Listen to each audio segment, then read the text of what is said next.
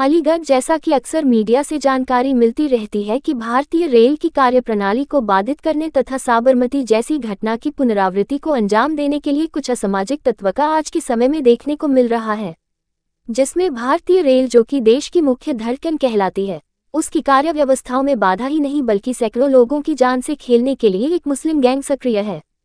इस कार्यकलापों से देश की संपत्ति को क्षति और जान माल का खतरा मंडरा रहा है।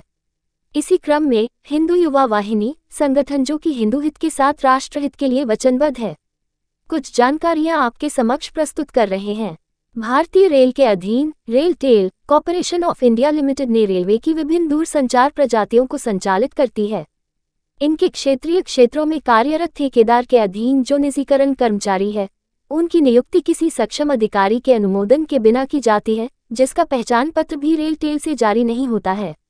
लेकिन ये निजीकरण कर्मचारी रेलवे अवसंरचनाओं के निरंतर कार्य करते दिखते हैं। निजीकरण कर्मचारी अपनी सुविधा के अनुसार किसी कालखंड में कार्य कर बिना सूचित किए किसी अन्य स्थान की ओर प्रस्थान कर जाते हैं। ये ही कर्मचारी रेल पटरी के निकट पेट्रोलिंग करते हैं। जानकारी यह भी है कि इनके स्थान पर कोई निजीकरण कर्मचारी बदलते भी है। निजीकरण कर्मचारियों का पुलिस वेरिफिकेशन होना भी नहीं पाया गया है।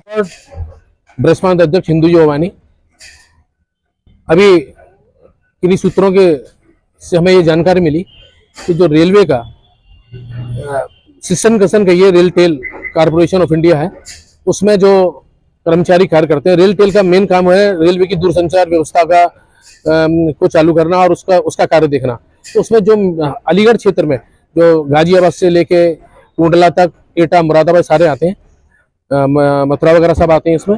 तो उसमें जो भी रेलटेल में जो कर्मचारी कार्य कर रहे हैं वो ज़्यादातर मुस्लिम हैं, और हमें जानकारी मिली है कि वो बांग्लादेशी भी हैं, जो कभी भी किसी भी बड़ी घटना को अंजाम दे सकते हैं। इसमें जो रेलटेल के बड़े अधिकारी हैं रफीक अहमद, मैं चाहूँगा कि उनकी जांच कराई जाए, क्योंकि जो ये कर्मचारी नियुक्त किए जा रहे हैं ये उनकी एडवाइस पे नियुक्त किए जा रहे हैं, उन्हीं के प्रेशर से नियुक्त किए जा रहे हैं।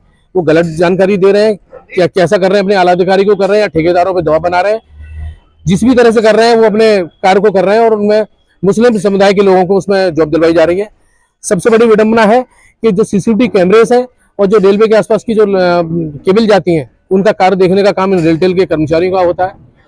ये लोग कभी भी बिना बताए अपने कार्य क्षेत्र को चेंज भी कर लेते हैं। मतलब आज वो गाजियाबाद में कर रहे हैं, कब वो अलीगढ़ में काम कर लेंगे, उसकी जानकारी भी किसी को नहीं देते, कभी भी जा सकते हैं। और सबसे बड़ी विडंबना है कि उनका कोई पुलिस वेरिफिकेशन नहीं है, और साथ में उनका कोई रेलटेल उनको किसी तरह का आई कार्ड भी नहीं प्रोवाइड कराती, जिससे कि ये क्लियर हो सके कि रेलटेल की है किसके कर्मचारी हैं किसी भी सब। उसके अलावा जो सबसे बड़ी विडंबना है कि हमारे मथुरा, आगरा, फिरोजाबाद, मुरादाबाद, मेरठ, इस सब के आसपास, रेल पटरियों के आसपास जो जितनी बस्तियां बनी हुई हैं वो 90% बांग्लादेशियों की बनी हुई हैं। तो कब ये लोग उनके साथ षड्यंत्र रच के कितनी बड़ी घटना को अंजाम दे दें, साबरमती जैसी घटना का पुनरावृत्ति कर दें, इसमें कभी कुछ भी हो सकता है। तो मेरी बस रेलवे के अधिकारियों से, अपने मुख्यमंत्री महोदय से या केंद्र सरकार से यही विनती है कि इसकी जांच कराई जाए, और जो बड़ी घटना कभी भी घटित हो सकती है उसको रोका जा सके।